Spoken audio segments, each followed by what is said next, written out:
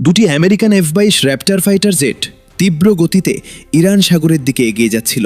ঘড়িতে তখন সকাল 8:13। তাদেরকে এক বিশেষ মিশনে পাঠানো হয়েছে। যুদ্ধবিমানগুলোকে ইরানের দক্ষিণ মরুভূমি সামরিক বেজে পৌঁছাতে হবে। একজন ছিলেন ক্যাপ্টেন ডেভিড এবং অন্যজন রয়্যাল স্নো নামে অভিজ্ঞ পাইলট। তাদের হাতে সময় ছিল খুবই কম। মাত্র 17 মিনিটের ভিতর একটি বিশেষ মিশন সম্পন্ন করে আবার আন্তর্জাতিক আকাশসীমায় ফিরে যেতে হবে, কারণ তারা জানত সকাল 8:30 পর থেকেই ইরানের উত্তরাঞ্চলের সামরিক ঘাঁটিগুলো পুরোপুরি সচল হয়ে যায়। তাই তারা এই সময় বেছে নিয়েছিল যখন বেশিরভাগ সামরিক ইউনিট সকালের প্রস্তুতিমূলক কাজ নিয়ে ব্যস্ত থাকে। তাদের পরিকল্পনা ছিল খুব দ্রুত হরমোজ প্রণালীর দিক দিয়ে নিচু উচ্চতায় উড়ে গিয়ে দক্ষিণ এলাকার কাছাকাছি পৌঁছানো। দুই পাইলট তখন সমুদ্রের খুব কাছাকাছি উচ্চতায় উড়ছিল। তাদের গতি ছিল অত্যন্ত বেশি। ঘন্টায় 2000 কিলোমিটারেরও বেশি গতিতে ছুটে চলা এই জেটগুলোকে সাধারণ যুদ্ধবিমান দিয়ে ধাওয়া করা প্রায় অসম্ভব।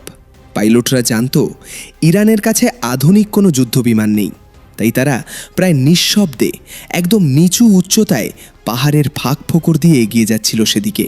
এদিকে ইরানের একটি বড় রাডার কন্ট্রোল রুমে তখন ডিউটিতে ছিলেন একজন জুনিয়র অফিসার।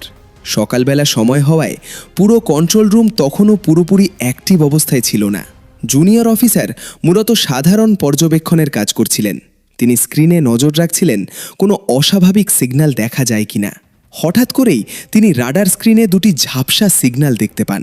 সিগন্যালগুলো কয়েক সেকেন্ড দেখা যাচ্ছিল, তারপর আবার অদৃশ্য হয়ে যাচ্ছিল।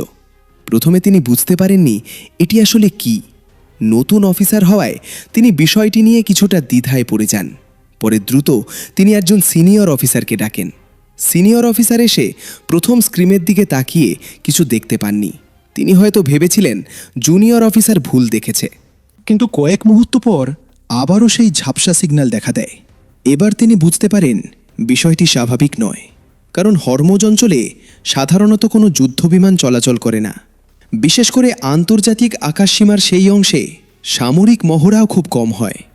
সাথে সাথেই উন্নত রাডার এবং ডিফেন্স সিস্টেম চালু করার নির্দেশ দেওয়া হয়। কিন্তু সকালের সময় হওয়ায় সব ইউনিট পুরোপুরি প্রস্তুত হতে কিছুটা সময় লাগছিল। অনেক সিস্টেম তখন স্ট্যান্ড বাই মুডে ছিল। সেগুলো সক্রিয় করতে প্রায় 10 থেকে 15 মিনিট সময় লাগবে। এদিকে আকাশে থাকা পাইলটরা হঠাৎ করেই তাদের বিমানের সতর্ক সংকেত লক্ষ্য করেন। বিমানের ভেতরে থাকা সিস্টেম দেখাচ্ছিল কেউ তাদেরকে রাডার লক করেছে, অর্থাৎ কোনো এয়ার ডিফেন্স সিস্টেম বা ক্ষেপণাস্ত্র তাদের অবস্থান ট্র্যাক করার চেষ্টা করছে। বিষয়টি দেখেই তারা অবাক হয়ে যায়, কারণ তারা ধারণা করেছিল এত নিচু উচ্চতায় এবং এত দ্রুত গতিতে উড়লে সহজে ধরা পড়ার কথা না। কিছুক্ষণ পরেই তারা আকাশে দ্রুত গতিতে ধেয়ে আসা একটি মিসাইল দেখতে পায়। ইরান সাধারণত S-300 সিরিজের এয়ার ডিফেন্স সিস্টেম ব্যবহার করে থাকে। এগুলো থেকে ছোড়া মিসাইল 2000 কিলোমিটার প্রতি ঘন্টা বেগে উড়ে টার্গেটকে ট্র্যাক করে ধাওয়া করতে থাকে। তখন দুই পাইলট দ্রুত বিমানের ফ্লেয়ার সিস্টেম চালু করে। এই ধরনের ফ্লেয়ার ব্যবহার করা হয় শুধুমাত্র মিসাইলকে ধোঁকা দেওয়ার জন্য, কিন্তু এয়ার ডিফেন্স সিস্টেম থেকে আরও 6টি মিসাইল ছোড়া হয়। তখন দুটি জেট দ্রুত আন্তর্জাতিক আকাশসীমার দিকে ফিরে যাওয়ার চেষ্টা করে।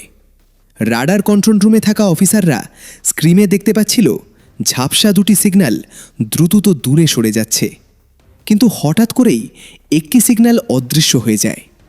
তখন সিনিয়র রাডার অফিসার বুঝতে পারেন একটা মিসাইল ঠিকই তার লক্ষ্যে পৌঁছাতে পেরেছে।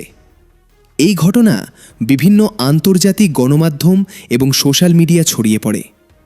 পরে আমেরিকার পক্ষ থেকে জানানো হয় এটি ছিল একটি রুটিন সামরিক মহড়া এবং ভুলবশত বিমানগুলো ওই অঞ্চলের কাছাকাছি চলে গিয়েছিল।